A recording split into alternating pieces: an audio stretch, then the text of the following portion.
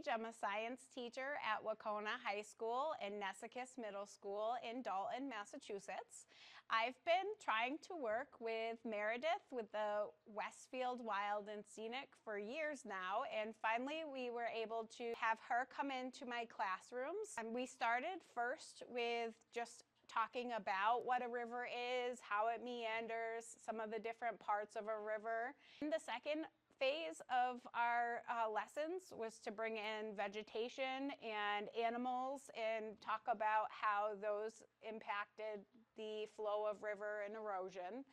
Our third part of the program was to see the human impact that we have on the rivers. So we were able to put in bridges and change some of the meanderings of the river, roads and houses.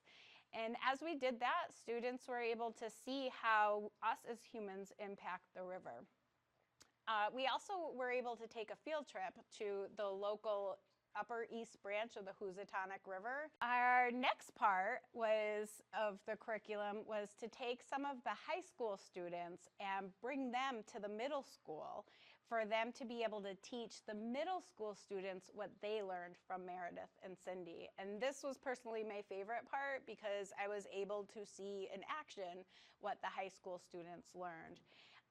They were able to set up 3 different stations in the middle school classroom, area where they made some posters, and they had an area where they analyzed some maps and did some matching task cards.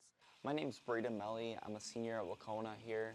I take environmental science honors with Miss Sage. So let's see what happens if we have some nice spring flow. It's pretty high. So as you can see here, we got some nice vegetation. It's a beautiful landscape here. The river's flowing beautifully down. What we got? We have a meander, beautiful.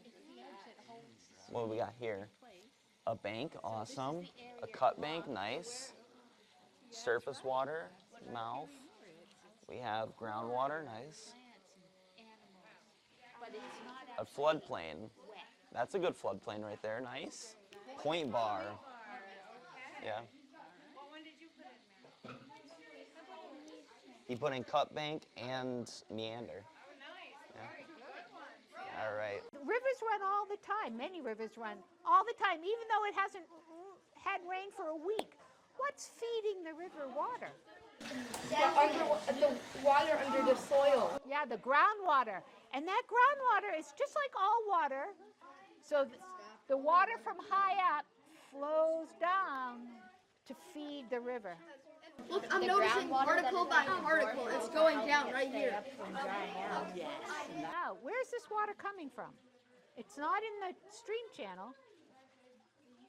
Where's it coming from? Are there spaces between these rocks? Yeah? That could fill up with water? How about, are there spaces between the grains of sand? Yeah. And can they fill up with water?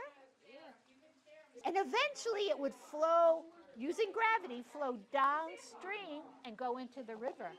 That's called inflow, the movement of groundwater towards the lower spot.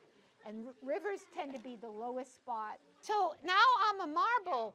I'm going a lot farther in a shorter distance. Am I going to be using more energy? Am I going to be slowing down a bit more to make these curves? Yeah. So a dirt road lets some of the rain soak in and go into what? What's under the ground? I just want your house to go on. Groundwater. How about regular pavement? I'm gonna each give you guys a house. I just want you to look at it first before placing it and just think about, I want you guys to think where you would want to place it, you know. It's gonna go through, but look how slow that stream is going through, you know. That's okay. And is it a natural bottom? If you were an animal, would you be like, ooh, this feels funny, I'm not going to go through? What else you got? Stream bed, the bottom of a stream channel. You can place it down there, over there. Well done. Where? Yeah. Can you see if the Down around here. Area that contains flowing water. So look for some flowing water.